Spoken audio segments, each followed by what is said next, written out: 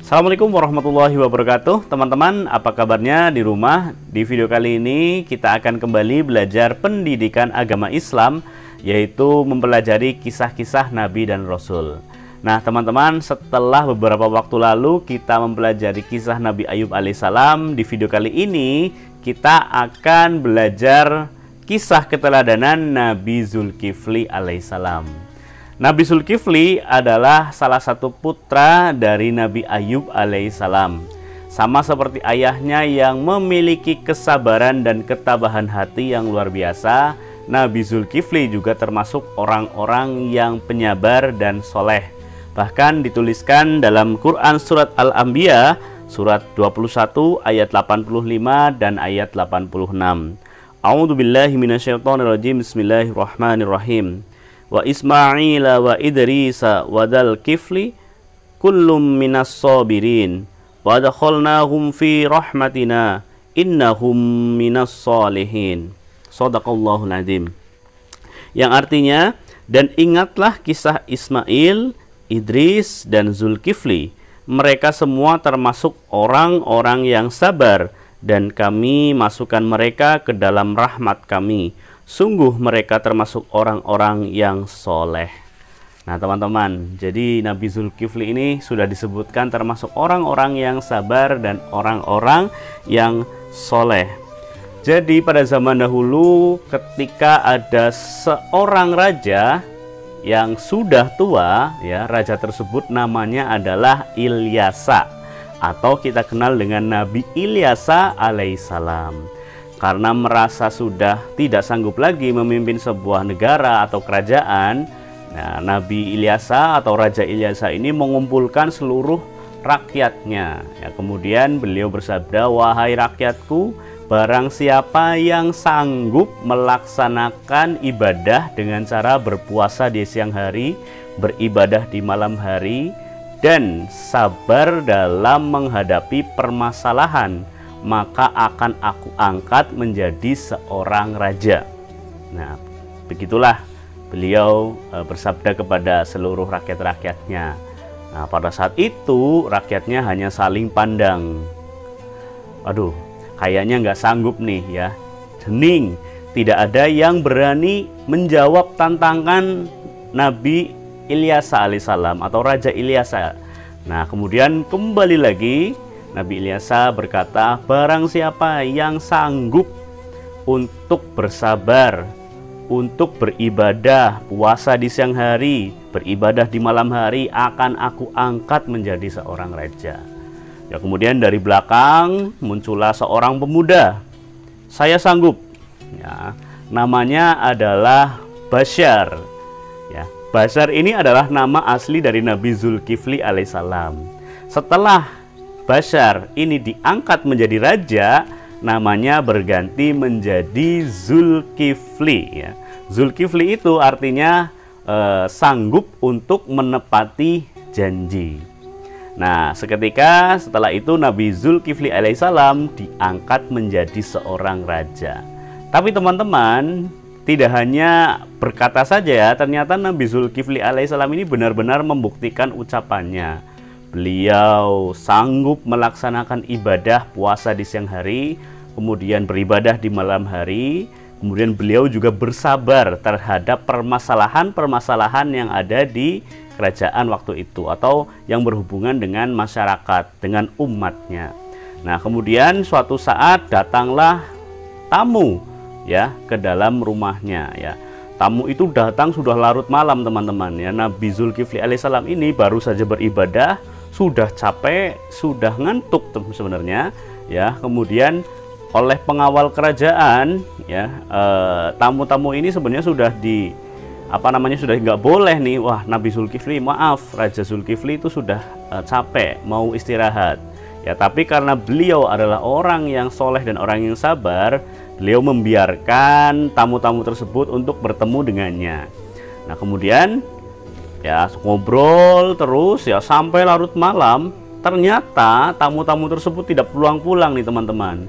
Nabi Zulkifli sudah seperti ngantuk sekali, tapi beliau tetap mempertahankan karena memuliakan tamu ya teman-teman. Dan pada akhirnya tamu tersebut pulang. Ya, setelah itu diketahui bahwa tamu tersebut sebenarnya adalah setan yang ingin menguji sejauh mana kesabaran Nabi Zulkifli alaihissalam.